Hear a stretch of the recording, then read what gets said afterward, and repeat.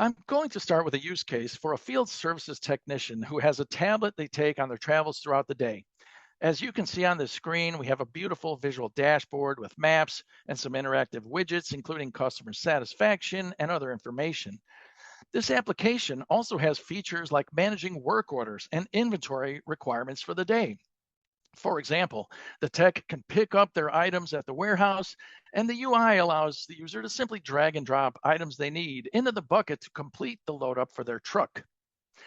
This app also supports offline usage on a mobile device and automatic synchronization of data when the tech reconnects to the internet.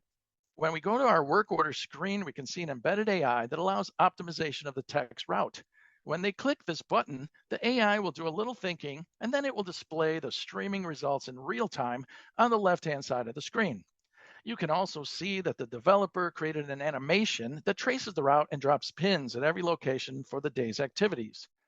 When it's finished, the AI will tell you the reasoning behind this particular routing choice. The AI's explanation tells us that it's sorted by priority and whether the tech was overdue at a location. So you can see exactly how the AI arrived at this optimized route. The second use case is an insurance portal. And you can see that we have this very attractive landing page with branding and vibrant imagery. And customers can request quotes for insurance and learn about various policies and options that are available for them to consider. When I get back to the top, I'm going to complete the steps of the wizard. So I'll begin by putting in my name, and then I'll complete a birth date. Next step will be to enter an address, and I'm just going to randomly type some numbers. I'm not going to use my real address, and I'll select the first address that comes up in the search.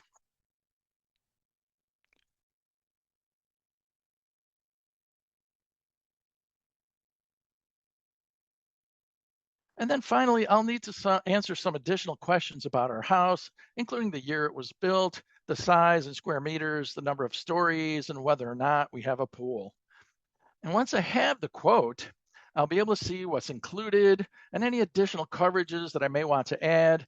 If I'm ready, I can immediately activate the policy. However, the AI comes into play when I decide to click the compare button. And what this does is allows me to submit a second quote, which I have in this PDF document that I received from another insurance carrier. When I go back to my form, I'll submit that file to the AI, which is going to compare the two policies. As the AI begins to stream the results back to our app, I'll not only get a comparison on specific points, but also a recommendation for the best policy for my needs.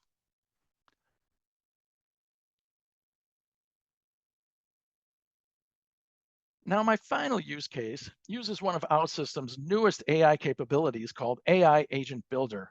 You can see here that there are predefined agents available that you can use right from this page. Let's try the Zendesk Ticket Deflection app. When you open an existing agent, you can see that there are multiple AI models you can choose from, and we'll continue to add additional models over time. To build an agent, you simply enter natural language instructions in the text box. And if you want to use retrieval augmented generation, you can click the toggle to add a data source to enable RAG automatically. When I ask the agent about payment options, the obvious response is that the AI doesn't have a store, which makes sense because I haven't configured any data source. Nonetheless, the agent provides some helpful general information about payment policies that are common in the marketplace. Now, going back to the home screen, you can view available templates you can use and any agents that may have been built by members of your team. For our demo, I'm just going to create an agent from scratch. Now, coming in here, I'm just going to ask the agent a question again about a return policy this time. And as we saw on the last screen, the agent responds, and this time maybe a little sarcastically, that it doesn't have a store because it's only an AI assistant. To make this work, I need to enter some instructions. So first, I'll ask the agent to ensure that all responses have a welcome message and that it must let users know very clearly if it doesn't know the answer. I'll click the toggle to grab some data from a data source in Google Drive. And once I use that data source, we are now automatically using retrieval augmented generation to answer customer questions. When I submit the same question, now we can see some good results coming back from our request. The repository can be a Google Drive like this, and here you can see we have a bunch of FAQ documents in the drive. You can also use a storage bucket like on AWS or Azure Storage. And once I've added the instructions and my RAG is enabled, I can save the agent. I'll give it a name, and then I'm going to copy the ID of the agent so I can use it when building or updating my application. Now, Neo Surfshop is an example of an application that was built using Outsystems, and it has a nice branded experience for customers. If I submit a request here, I'll get an error that there's no agent connected to the app, so I'll need to switch over to ODC Studio to fix this. Here's the ODC Studio workspace. The central pane is called the canvas, and the left-hand pane is a collection of widgets you can use to build your UI. The panes are dynamic, so if you're building client or server actions, you'll see code elements like switch statements and for each loops. At the bottom, the output window provides warnings, errors, and build information. OutSystems has full role-based access control, so I get security warnings about public access. I'll keep it public just for the demo.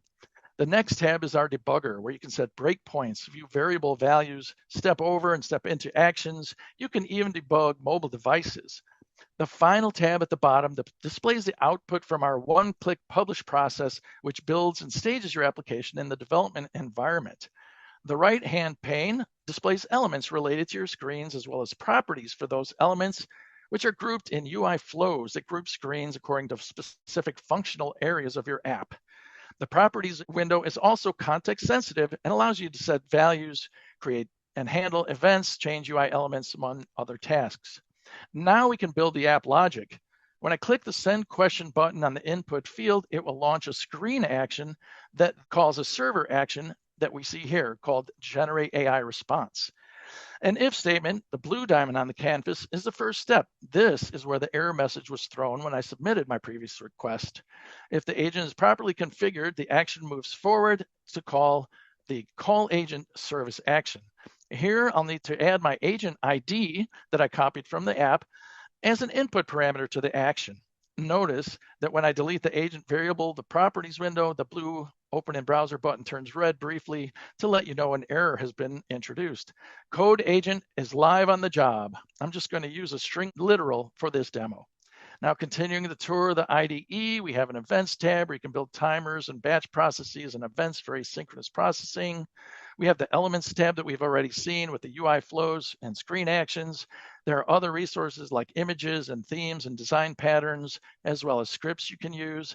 And the logic tab is where you create client actions, server actions, and service actions, as well as your integrations to external systems and REST APIs, which can be both consumed and exposed from your app. Importing the AI agent builder is very simple. Just click on the public elements icon that looks like an electrical plug and search for AI. Any public element available to you in your environment can be added to enhance your application.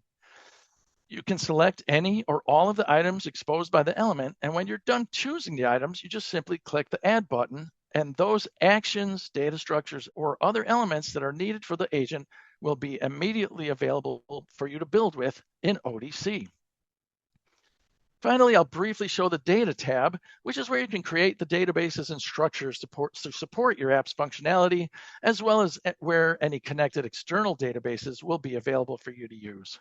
When no errors are found, the one-click Publish button turns green, and when you click that, your code is uploaded to the servers, compiled and deployed. All database scripts and code are generated, and when the button turns blue again, you're ready to open your application. Switching back to my browser, any design changes I made in ODC Studio will be immediately apparent, and now I can test the app by asking the same question. What's your return policy? My Neo Surfshop support agent is now ready for my customers, and I can deploy the app to the next stage of my SDLC process. Welcome to Project Morpheus. To generate an app, type your prompt in and click the button to get the app. The search results will include any previously generated apps in your organization, which are visible to you, as well as suggestions to generate new apps. Hovering over any of the apps or suggestions will provide a description of the key capabilities of the app, as well as the major tables that will be generated. Clicking on one of the apps will show additional details, including screen previews, and you can edit the suggested data tables right here in place to add or remove them as you like. The generated apps will have key features like login screens, so authentication can be built in from the start. Sample users and data can be generated so you can explore the application from the perspective of users in different roles without having to authenticate yourself every time. An example of a simple dashboard shows not only relevant metrics based on the purpose of your application, but also a menu which will list screens for viewing and updating tabular data. List screens will have built-in search, pagination, and create, read, update, and delete capabilities out of the box. And a setup screen makes it easy to download and populate data into the application using Excel spreadsheets. From here, a developer can open the new application in ODC Studio and customize it as needed to add capabilities, update UI UX design, and add any other improvements or customizations required.